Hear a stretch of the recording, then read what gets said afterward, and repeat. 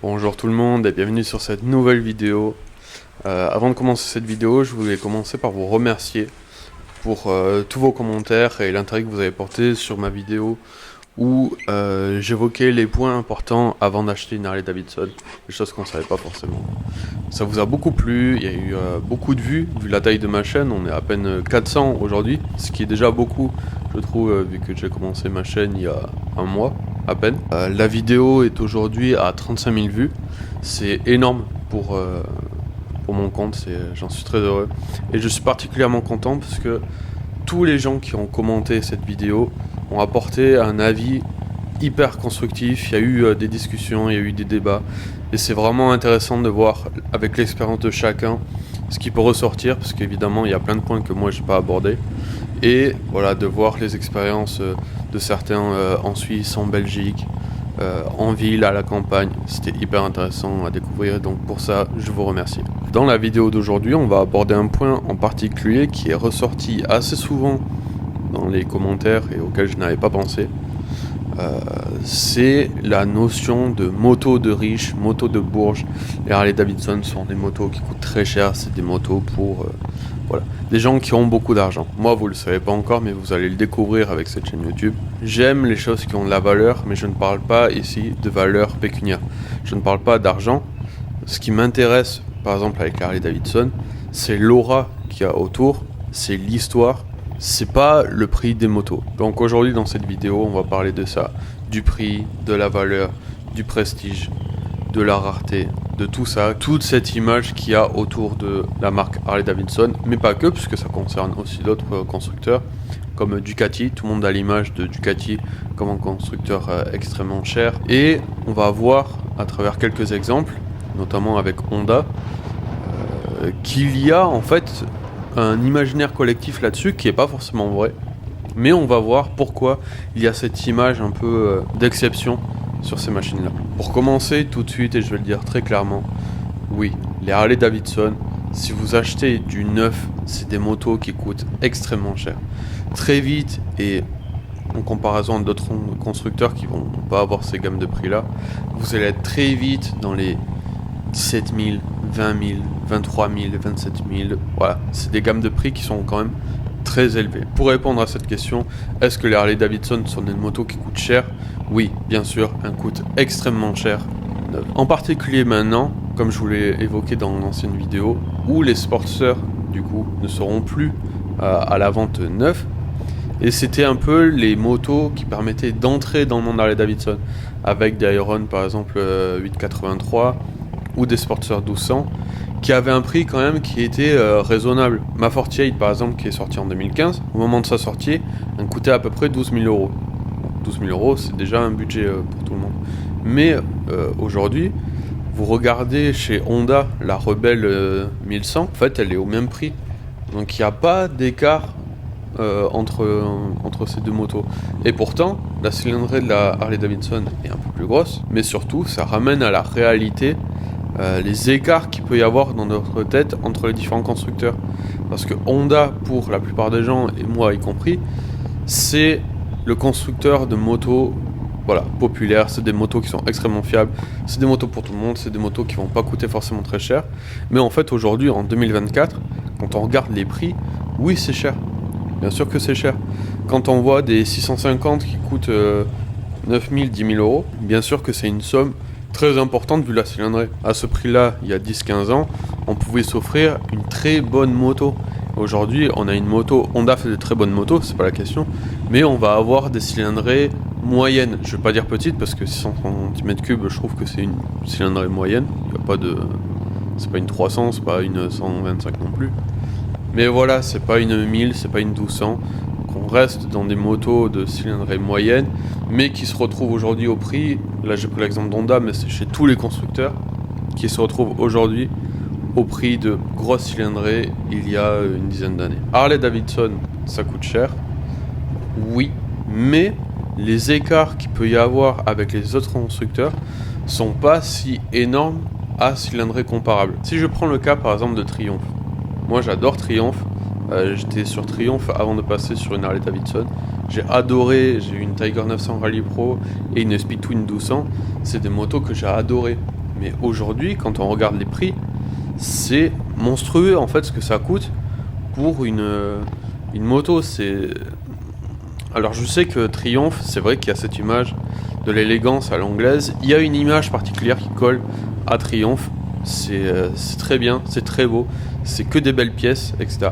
Mais ça reste cher. Donc on va dire qu'il y a une bulle en fait dans la moto entre le marché du neuf et le marché de l'occasion où je pense qu'on n'a pas conscience en fait à quel point en 2024 une moto neuve ça coûte cher.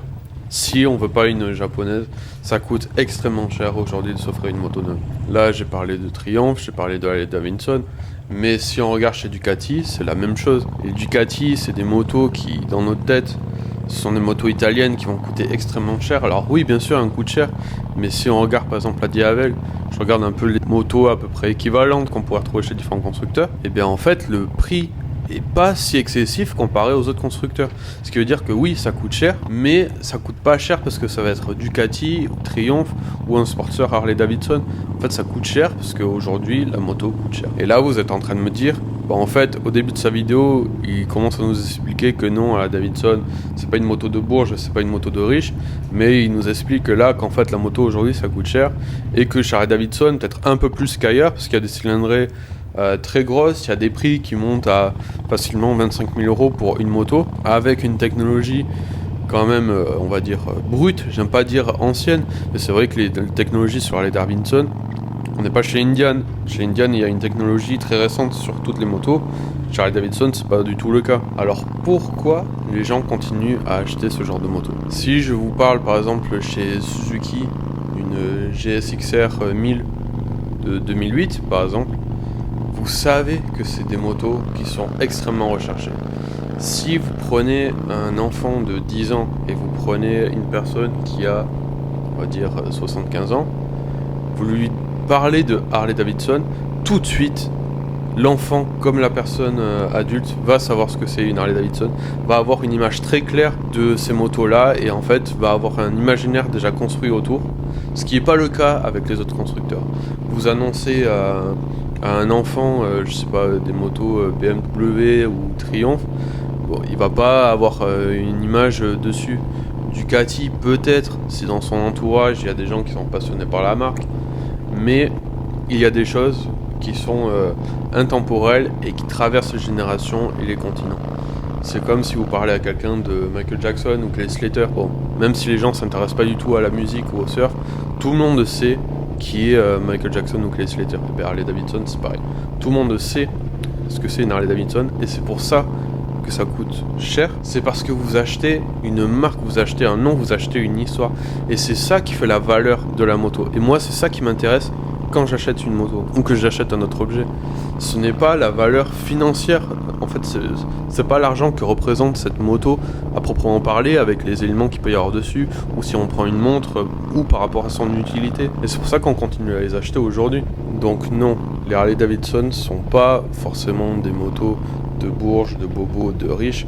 Je pense que c'est avant tout en fait des motos de passionnés, de personnes qui veulent absolument acheter une Harley Davidson parce que quand ils étaient gosses par exemple, ils ont toujours voulu en avoir une. D'autant plus que sur le marché de l'occasion, on peut avoir de très bonnes offres. Par exemple, si je prends le cas de la mienne, donc c'est un 48 de 2015 en stage 1, il y a énormément d'accessoires que l'ancien propriétaire m'a passé au moment où j'ai acheté la moto. Quand je l'ai achetée, elle avait 13 000 km, je l'ai achetée 9 500 €.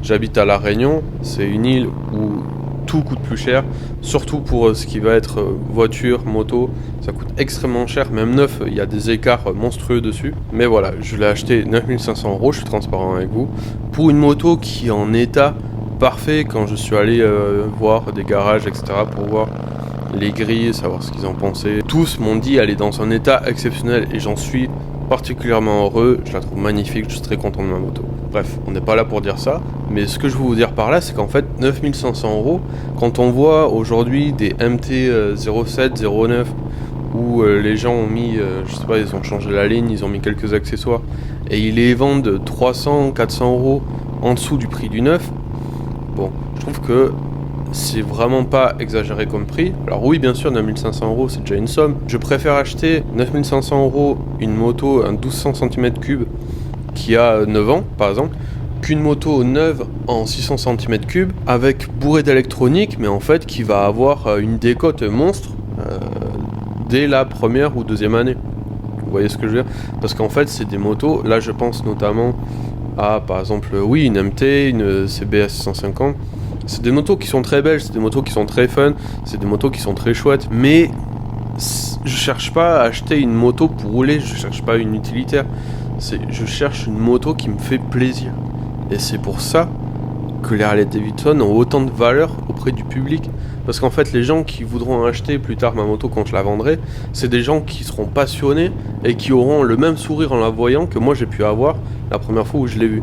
Donc voilà, j'ai répondu à la question qui était posée au début de la vidéo. Maintenant, si on doit parler un peu plus de la chaîne et de ce que je vais faire avec, c'est vraiment ce point-là qui m'intéresse en fait, c'est avec ma Harley Davidson, ça va être d'aller à la découverte de gens qui ont cette passion, qui ont ce goût de l'exception, qui s'intéressent aux histoires des choses et en fait comprendre qui ils sont, comprendre qui on peut être et à quel moment dans sa vie, par exemple, on décide d'acheter une voiture à 200 000 euros. Je pense que dans cette chaîne YouTube, il y aura des interviews, alors avec la moto ou pas la moto, je sais pas, je verrai bien le format. Mais en tout cas, c'est la direction que je veux prendre avec cette chaîne YouTube. C'est faire de cette chaîne YouTube rendez-vous pour les gens qui sont passionnés de belles histoires. J'espère que ça vous a plu. N'hésitez pas à vous abonner, à laisser un commentaire, pareil en discussion, pour commenter mon discours. Discuter entre vous, c'est toujours hyper intéressant les échanges. Et moi, je vous dis à très bientôt. Allez, ciao.